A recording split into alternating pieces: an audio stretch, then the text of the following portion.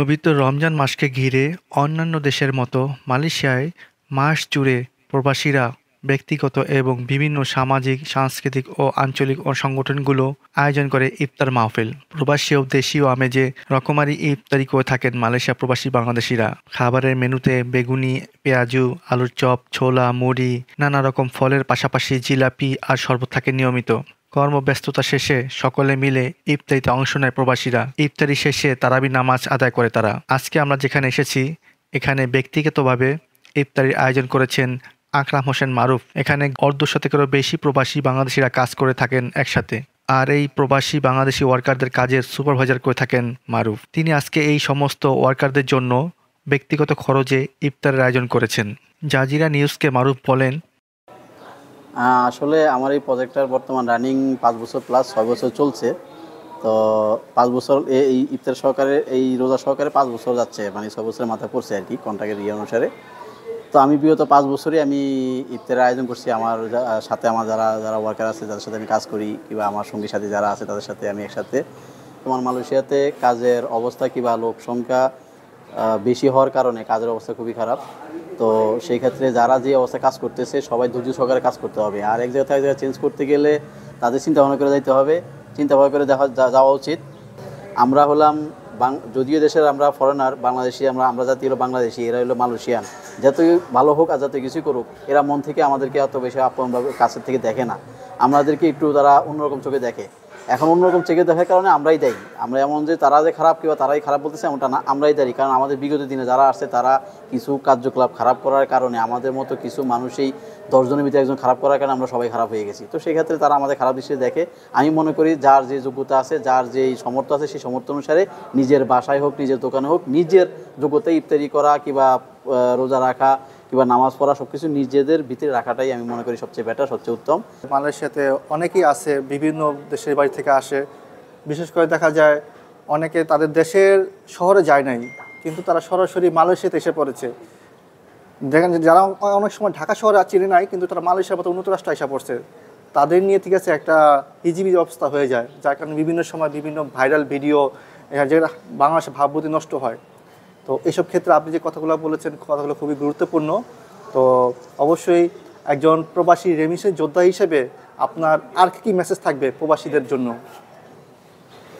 অবশ্য অনেক কিছুই বলার আছে, কিন্তু এত কিছু তো এই শর্ট সময়ের ভিতরে বলা যাচ্ছে না। তো আমি গুরুত্বপূর্ণ কিছু টপিক নিয়ে হয়তো বলতে চাচ্ছি, যে সেটা হলো যে আমরা যারা বাংলাদেশ থেকে আসছি, সেই ক্ষেত্রে হলো যারা শহরমুখী না, কিংবা আমরা স্ট্যান্ডার্ড ফ্যামিলিতে চলাফেরা করি নাই, কিংবা স্ট্যান্ডার্ড সোসাইটি চলাফেরা করি নাই, আমরা একবারে গ্রামের কালচারে বড় হয়েছি, তারা মনে করি যে প্রবাসের ক্ষেত্রে আইসা নিজেকে একটু কন্ট্রোল করাটা কিংবা নিজেকে একটু স্মার্ট করাটা চিন্তা ভাবনা করতে হবে। দেখা গেছে যে আমরা রুমে আসছি, কাজবাজ শেষ করিয়া দোকানে যাব, হুট করে একটা গেঞ্জি আর একটা লুঙ্গি পরে বাইরে গেলাম, বাইরে চলে গেলাম। আমরা আবার দেখা গেছে যে 4 টাকা 5 টাকা ভাড়ার জন্য ওই মার্কেটে গিয়া মার্কেটের বাজার মাথায় করে নিয়ে বাসায় চলে আসতেছি, আবার হাইটেটে চলে যাচ্ছি।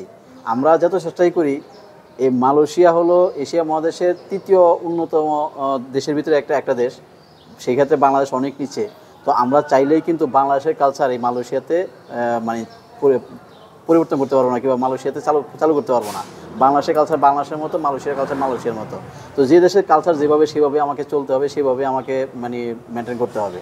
তো যারা আসছে নতুন, কলিংয়ে আসছে কিংবা নতুন আসছে কিংবা হাই সোসাইটিতে চলাফেরা করে নাই, তাদেরকে আমি বলবো যে আপনারা এই বিষয়গুলো শিখেন, জানেন, বুঝেন। আপনাদের সিনিয়র যারা আছে তারা কীভাবে চলাফেরা করে তাদেরকে একটু ফলো করেন, না বুঝলে জিজ্ঞেস করেন। কিন্তু আপনারা হুট করে মন থেকে কোনো ডিসিশন নিয়ে নিজে মন খারাপ মতো কোনো কিছু চলেন না, এতে আপনি নিজেও বিপদে পড়বেন এবং কি হাজারো বাঙালি কিংবা সারা বাংলাদেশকে বদনাম করবেন। তো এই বিষয়গুলো আপনারা একটু কেয়ারফুলভাবে চলাফেরা করবেন। মারুফ তার দীর্ঘ প্রবাস জীবনের অভিজ্ঞতার আলোকে প্রবাসী বাংলাদেশিদের জন্য গুরুত্বপূর্ণ পরামর্শ দিয়ে বলেন, করেন আপনি যে ব্যাংকে গেলেন, ব্যাংকে আপনি 2 টাকা কম পাইলেও আপনার জন্য এটা সেফটি। এই দেশেও সেফটি, বাংলাদেশেও সেফটি। আপনি বাংলাদেশেও আপনি রেমিটেন্স যুদ্ধ হিসেবে আপনি বুক খুলে কথা বলতে পারবেন, আপনার ডকুমেন্ট থাকবে, প্লাস এই দেশেও আপনি আপনার ঘরের ভিতরে টাকা পাঠাচ্ছেন, এটাও আপনি নিরাপদে থাকতে পারবেন। কিন্তু দেখা গেছে যে আপনি আমার সাথে পরিচিত, এখন আপনি একজন বাঙালি, আমি একজন বাঙালি, আমার সাথে আমার পরিচয় আছে, আপনি ওই রুমে থাকেন, আমি এই রুমে থাকি, কিন্তু আমি আপনার বাড়ি করতে কোনো কিছু চিনি না, আপনার সাথে আমার মুখ পরিচয়, আপনি 4-5 বছর ধরে আপনার সাথে আমি চলাফেরা করি, আপনি অগাধ বিশ্বাস আমার করে ফেললেন, আপনার রুমের 4-5 জন মিলে আমাকে 10,000-15,000 রিঙ্গিত আমার দিয়ে দিলেন যে ভাই আপনি এই টাকাটা পাঠিয়ে দেন, টাকা দেওয়ার কোনো খবর নেই, আপনার টাকা দিয়ে দিলেন, উনি বললেন যে ভাই আধা ঘন্টা 1 ঘন্টার ভিতরে আপনার টাকাটা চলে যাবে, কিন্তু দেখা গেছে যে আপনার 3 দিনও টাকা দেওয়ার কোনো খবর নাই, আর ওই লোকের কোনো খবর নেই, লোক উদা হয়ে চলে গেছে। তো এই অন্ধবিশ্বাসে পৃথিবীর ক্ষেত্রে মানে বিশেষ করে প্রবাসীদের ক্ষেত্রে এই অন্ধবিশ্বাসে কাজ করা ঠিক না, সতর্ক হওয়া উচিত। হ্যাঁ, সতর্ক হওয়া উচিত, আপনার বিকল্প থাকা উচিত, আপনার যেখানে সেফটি, আপনি যেখানে আপনার 1 দিন পরে টাকা গেলেও 2 দিন পরে টাকা গেলেও আপনি রিটার্ন ওইখানে কথা বলতে পারবেন, টাকা উঠাতে পারবেন, টাকা নিতে পারবেন, এই ধরনের প্রতিষ্ঠানগুলোর ক্ষেত্রে কিংবা এই ধরনের জায়গাগুলোর ক্ষেত্রে আপনি নক করেন, আপনি টাকা পয়সা লেনদেন করেন। আপনি ওই আপনার পাশের রুমে পরিচিত, আপনার মুখ পরিচিত, আপনার মুখ কাউনে পরিচিত, মুখ বন্ধু পরিচিত, এইসব ধরনের লেনদেন করে আপনার কোনো ভ্যালু পাবে না, কারণ আপনার কোনো ভ্যালু থাকবে না, আপনার কোনো ডকুমেন্ট নাই, কোনো সাক্ষী নাই, কোনো প্রমাণ নাই, বিদেশে বাইতে আপনি কারে ধরবেন, কারে মারবেন, কারে ফিটবেন, কোনো কিছু করার থাকবে না।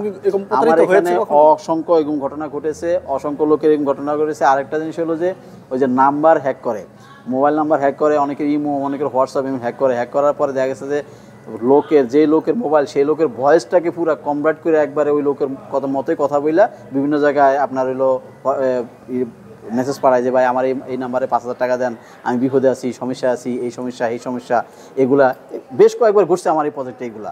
তো এভাবে ভয়েসগুলো দিয়ে দেয়। তো আমি মনে করব, আমি বলবো আপনাদেরকে সবাই, যারা মানে বিকাশে লেনদেন করেন কিংবা বিকাশে ব্যবসা করেন কিংবা বিকাশে টাকা পয়সা দেন, যাই কিছু দেন, আপনাদেরকে বলবো আপনারা কোনো ভয়েস মেসেজ কিংবা কোনো লিখিত কোনো মেসেজের মাধ্যমে কিংবা মুখের কোনো ভয়েসের মাধ্যমে কোনো লেনদেন করবেন না। যাই কিছু করবেন সরাসরি ফেস টু ফেস, আপনার সাথে আপনার সামনে দাঁড়াই আপনার সাথে কথা বলবে, লেনদেন করবেন। আপনি দেখছেন আমরা হাতে ক্যাশ টু হ্যান্ড আপনার কাছে টাকা দিছে, এগুলোর ক্ষেত্রে আপনারা অগ্রসর হবেন। ওই যে মুখে বলছে আপনার ভয়েস পাঠাইছে, লিখা পাঠাইছে, এগুলোর ক্ষেত্রে আমি মনে করি যে সম্পূর্ণ ঝুঁকিপূর্ণ। অনেক সময় দেখা যায় আপনার মোবাইলটা হোয়াটসঅ্যাপটা হ্যাক হইলো, অন্য কেউ ইউজ করতেছে, মেসেজে তখন বুঝতে পারতেছে না যে আসল ব্যক্তি ওইটাই নাকি অন্য কেউ।